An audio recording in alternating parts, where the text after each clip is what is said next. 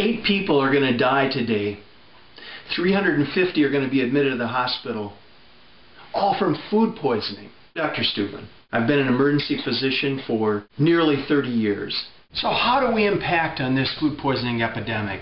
We first have to realize that at least 40% of the time, these food poisoning events are related to restaurants. And then of that subset, at least 20% of those events are related to sick employees, which is why hand washing is so critically important. How often have you seen someone do this? That is not adequate hand washing. Employees are going to work sick. They're not adequately washing their hands.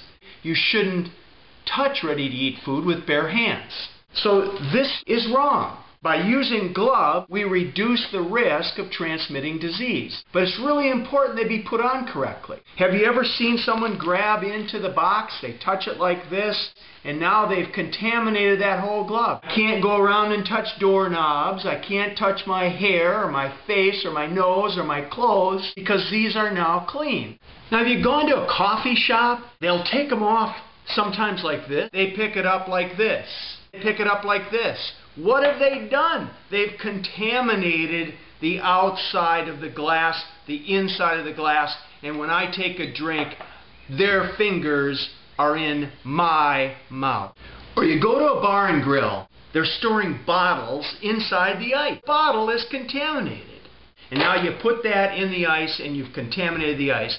13 out of 25 restaurants had ice that was contaminated with stool bacteria. So what's wrong with this picture? This is an ideal setup for cross-contamination. We have uncooked poultry on the same cutting board. The seepage from this uncooked poultry contaminates. Cross-contamination is listed as one of the top 5 reasons why we have food poisoning epidemics. Now I'm going to put on my dininggrades.com hat. What do I look for when I go to a restaurant?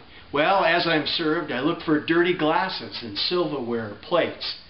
Is the food undercooked or not fresh?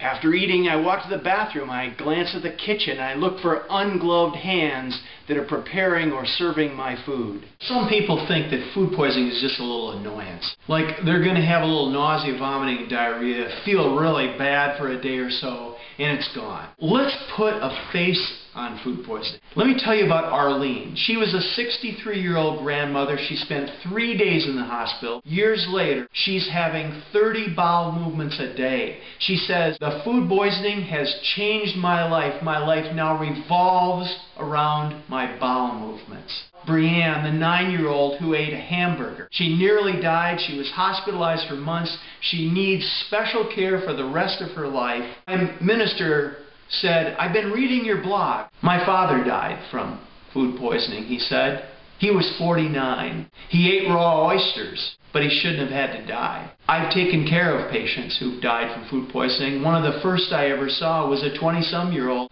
These are real-life stories. 8 people are going to die today from food poisoning.